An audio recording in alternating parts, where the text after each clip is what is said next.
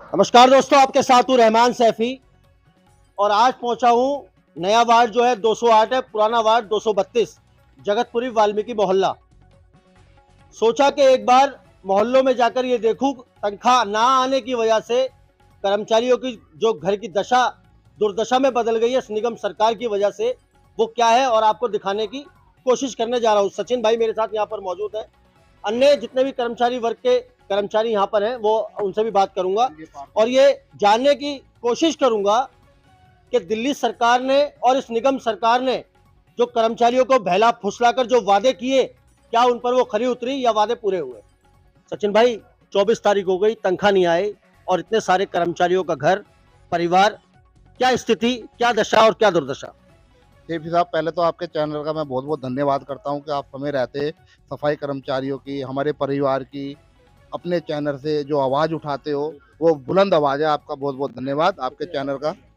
सेठी साहब, हमारे तनख्वाह लेट आने से घर परिवार में ये दिक्कतें आ रही हैं कि हम अपने बच्चों के लिए समय पे राशन नहीं भर पा रहे, उनकी ट्यूशन फीस, उनकी स्कूल की फीस। अब जैसे बच्चे पास हो गए हैं तो उनकी किताबें भी खरीदनी है। ये सारी दिक्कतें हमारे सामने आ रही है तनख्वाह समय से ना होने पे। आज 24 तारीख है और 24 तारीख के अंदर आप ये देखो, बराबर वाला जो सादरा नॉर्थ, वहाँ सैलरी आ चुकी है और यहाँ सादरा साउथ में सैलरी नहीं आई है।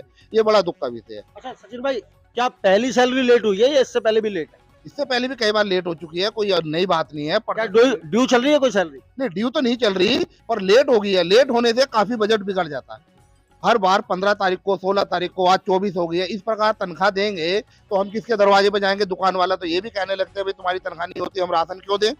दिल्ली सरकार ने वादा किया, आप शायद झूठ बोल रहे हो। दिल्ली सरकार के मुख्यमंत्री माइक पर बोला, संसद में बोला, विधानसभा में बोला कि 1 तारीख को तनख्वाह कर्मचारी को किसी हालत में दे देंगे। भाई, प्रत्यक्ष को प्रमाण की जरूरत नहीं है ना। आप देखो ना, मुख्यमंत्री जी ने जो बोला उस पर वे खरे उतरे। आज 24 तारीख हो गई है, अभी तक कर्मचारियों को तनख्वाह नहीं मिली, उनका वेतन नहीं मिला, तो उनकी बात में सच्चाई कहाँ रही? उनका जो वादा किया हुआ था वो सच कहाँ रहा? हम उसको कैसे मान ले? वाल्मीकि समाज ने एक तरफा उनको वोटिंग किया और उसके बाद भी वाल्मीकि समाज परेशान है। लोग बाग रिटायरमेंट हो गए, उनकी पेंशन नहीं मिल रही है समय पे। जो कर्मचारी डेथ कर गया उसके परिवार को अभी तक नौकरी नहीं मिली। तो हम सरकार पे, जो चली गई है सरकार भाजपा, हम उस पर कैसे यकीन कर ले? और जो आज वर्तमान में आम आदमी पार्टी बैठी है, हम उस पर कैसे यकीन कर ले? इस चीज को तो हम परेशानी को झेल रहे हैं। पेंशन की स्थिति क्या है? पेंशन की स्थिति ये है, 4-4 महीने में, 5-5 महीने में एक बार पेंशन देते हैं। जब तक वो पेंशनधारी क्या करेगा? सबके घर परिवार के अंदर ऐसे हालात हैं कि माँ बापों को, बहुत बच्चे ऐसे हैं देख भी नहीं रहे हैं, उनकी दवाई गोली, उनको रोटी टुकड़ा दे भी नहीं रहे हैं, तो वो कहाँ जाएंगे? सचिन भाई, एक बहुत बड़ा मुद्दा हमेशा से निगम कर्मचारी के, जो जो निगम कर्मचारी अब भगवान के पास जा चुके हैं, जिनकी मृत्यु हो चुकी है, करुणामूलक आधार के कर्मचारियों की बात कर रहा हूँ, एक बड़ा मुद्दा बन गया है। क्योंकि जब शुरुआत में इसकी बात करता था ये गिनती में थे 20-50, आज ये सैकड़ों में पहुंच गए हैं। आखिर क्यों? वजह क्या है? क्यों नहीं हो पा रही वो फाइलें करुणामूलक आधार की? करुणामूलक आधार जब ईडीएमसी था, कंबाइंड एमसीडी नहीं थी। एक बार 2017 में बोर्ड बैठा था, जो भी हमारे समाज के व्यक्ति दो डेथ कर गए हैं उनके परिवार के लोगों को जो नौकरी मिल गई, 2017 में लास्ट बोर्ड बैठा था, उसके बाद नहीं बैठा। 89 डेज बैठ रहा है, 89 डेज से किसी का पूरा हो रहा है? जो कर्मचारी जीवित था वो 30-35-40 हजार रुपये ले रहा, 50 हजार रुपये ले रहा, और जो मर गया वो, उसके परिवार के लड़कों ने, घरवाली ने आवेदन किया है, उसको ये 12-13 हजार रुपये भी नहीं दे रहे समय पे। 289 डेज दे के उसको ब्रेक दे दिया। अब कंबाइंड एमसीडी में जो भी फाइलें इन्होंने दोबारा मांगी है और वो गई है अम्बेडकर स्टेडियम, अभी तक वो होके भी नहीं आई है। कमिश्नर साहब तो ये भी कह रहे हैं कि पक्के होने की फाइल भी उन्होंने मंगाई है। हर जोन से 12 के 12 जोनों से हर महीने 10 कर्मचारियों की फाइल वो मंगवा रहे हैं। सच्चाई लग रही है क्या इस बात? इसमें कोई सच्चाई नहीं है। अगर उन्हें पक्का कर रहा हो तो 20 साल के, 21 साल के, 18 साल के, 19 साल के बाउचर वेरीफाइड ना करें। वो जब कर्मचारी लगा उस दिन का करें और आज वर्तमान का करें। 1 महीने में 100 कर्मचारी पक्का हो जाएगा। वो रोज फाइल मंगाते रहेंगे, कब पक्के होंगे कर्मचारी? ऐसे तो कोई भी झूठ बोल दे। लेकिन वो ये कह रहे हैं कि मैं यूनियन नेताओं पर भी आ रहा हूँ। वो यूनियन नेताओं के बारे में आला अधिकारी निगम के ये कह रहे हैं कि वो फाइलों के नाम पर अपने घर की रोटियां सेक रहे हैं, कर्मचारियों से उनका कोई सरोकार नहीं। देखो, ऐसा है, जितने भी संगठन चल रहे हैं सब अपने समाज के और सफाई कर्मचारियों के हित में कार्य करते हैं। ये एक झूठा आरोप है सभी संगठनों पे। जितने भी लोग हैं अपने वाल्मीकि समाज के जितने भी सफाई कर्मचारी हैं इनके हित में लड़ाई लड़ते हैं, और हम उनके अधिकार के लिए जो लड़ते हैं वो अधिकारी को खलता है। वो सोचते हैं ये इनका हक क्यों मांग रहे हैं, क्यों इनके लिए लड़ाई लड़ रहे हैं। तो वो चाहते हैं कि बीच में से इन लोगों को हटाया जाए, यूनियनों में आपस में विवाद पैदा किया जाए। वो विवाद कभी पैदा नहीं होगा। जितने भी पूरी दिल्ली के अंदर संगठन चल रहे हैं हम सब एक है, हमारी लड़ाई एक है, हमारी मांग एक है। इस तरह से दिल्ली के अंदर अभी हम देख रहे हैं, संगठनों की बात आपने कही, दिल्ली नगर निगम कोर कमेटी हम देख रहे हैं, फेडरेशन हम देख रहे हैं। क्या अब समय नहीं है इन वाल्मीकि समाज के कर्मचारियों के लिए एक होने के, फेडरेशन और कोर कमेटी को? क्या ये लड़ाई नहीं हो रही है? आपसी लड़ाई की वजह से निगम अधिकारियों को फायदा नहीं हो रहा है? भाई जो भी फेडरेशन चल रहा है या कोर कमेटी चल रहा है, सबसे ज्यादा तो कोर कमेटी के अंदर सबने अपना समर्थन दिया हुआ। सारे संगठन कोर कमेटी में काम कर रहे हैं। और सर फेडरेशन में 20 से 21 यूनियन काम कर रही है। मैंने वो मान लिया, पर जो लड़ाई लड़ रहा है इस वक्त वो कोर कमेटी के अंदर सारा निगम का आल नेता लड़ रहा है। उसके अंदर जो भी रहेगा समाज के हित में रहेगा, और फेडरेशन जो लड़ रहा है वो भी समाज के लिए लड़ रहा है। और इस पर हमारी आपस में चर्चा चल रही है, एक दिन एक मंच पर आ जाएंगे, कौन सी दिक्कत की बात है। सचिन भाई दोबारा आऊंगा, एक सवाल हो रहा है आपसे। संजय पारचा साहब मेरे साथ हैं। संजय भाई, वाल्मीकि समाज की बात चली है, क्या स्थिति निगम ने कर दी अभी वाल्मीकि समाज के कर्मचारियों? सर सैफी साहब, जहाँ तक मेरा अनुभव है, आज करीब करीब हमें सफाई का कार्य करते हुए 2003 से लगा लीजिए, मैंने तो ये देखा कि भैया सफाई कर्मचारियों की दुर्गति कर रखी है एमसीडी ने। समय पर उनको वेतन नहीं है। अभी कुछ समय पहले कहा ये एमसीडी अलग अलग कर दी गई थी कि भाई अब बिल्कुल सही होगा, 7,500 करोड़ रुपया दे दिया है, 70,000 करोड़ रुपया दे दिया है। आम आदमी पार्टी ने तो सीधा सीधा मैसेज कर दिया कि भाई अब 7 तारीख के अंदर अंदर सैलरी हो जाएगी, लेकिन ऐसा कुछ नहीं है। ढाक के 3 पात मुझे नहीं लगता सैलरी होगी, क्योंकि जो डीसी साहिबा हैं यहाँ की एमसीडी की, उन्होंने अपनी हटकर्मी कर रखी है। बीजेपी चली गई है, आम आदमी पार्टी आ गई। उससे पहले बीजेपी भी करती थी ये काम, सैलरी टाइम पे नहीं होती थी। बीजेपी ने अब ये रवैया अपना लिया है कि भाई आम आदमी पार्टी की सरकार आ गई है, ठीक है, इनके अपने लोग हैं। ऊपर वो एक उनका नाम मुझे याद नहीं आ रहा है, तीनों कमिश्नरों के ऊपर बना रखा है, वो भारतीय जनता पार्टी का ही है। पीछे से पैसा सैंक्शन हुआ नहीं हुआ, तो इन्होंने अब उसकी गेंद अपनी बॉल आम आदमी पार्टी के पाले में डाल दी कि भाई अब ये करेंगे। लेकिन चाहे केजरीवाल हो, चाहे इसकी सरकार का कोई भी नुमाइंदा हो, ये नहीं चाहते कि सफाई कर्मचारी को टाइम पे वेतन मिले। अब दूसरी बात देखिए, पेंशन होगी, चलो एक बारी सफाई कर्मचारी सैलरी का वो कर लेगा, लेकिन जो बुजुर्ग रिटायरमेंट हो गए हैं वो तो अपनी सैलरी से, उससे पेंशन से काम चलाते हैं। अब पेंशन ही टाइम पे नहीं होगी तो वो किस पे आश्रित रहेंगे?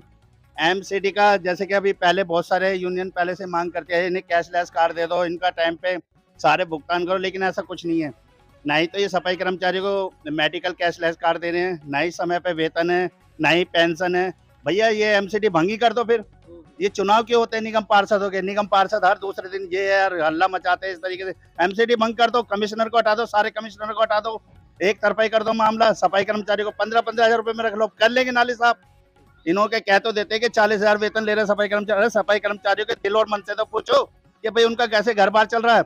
साहब अभी मेरे भाई ने सचिन ने कहा कि भाई राशन वगैरह तो एक बहुत छोटी बात होगी है। आप तो भैया हमें देख के ही दुकानें बंद हो जाती हैं कि भाई सफाई कर्मचारी अरे टाइम पे बंद कर लो, क्योंकि मना तो कर नहीं पाते। वो सीधा सेटर बंद कर देते कि ये ना ही आएंगे और ना ही हम इन्हें राशन देंगे। तो सर मैं तो कमिश्नर साहब से जो अब तो भैया एक ही हो गई है एमसीडी, पहले अलग अलग थी, तब अलग अलग थी, तब भी यही रवैया था, आज एक हो गई। अब मैं कमिश्नर साहब से एक बात कहना चाहता हूँ कि भाई लोगों से खिलवाड़ मत करो। कुछ ही सफाई कर्मचारी रह गए, ना आपने भर्ती खोल रखी है ना कुछ ही कर्मचारी रह गए, इनको समय पे वेतन दे दो, बुजुर्गों को पेंशन दे दो, और हो सके तो कैशलेस कार्ड दे दो।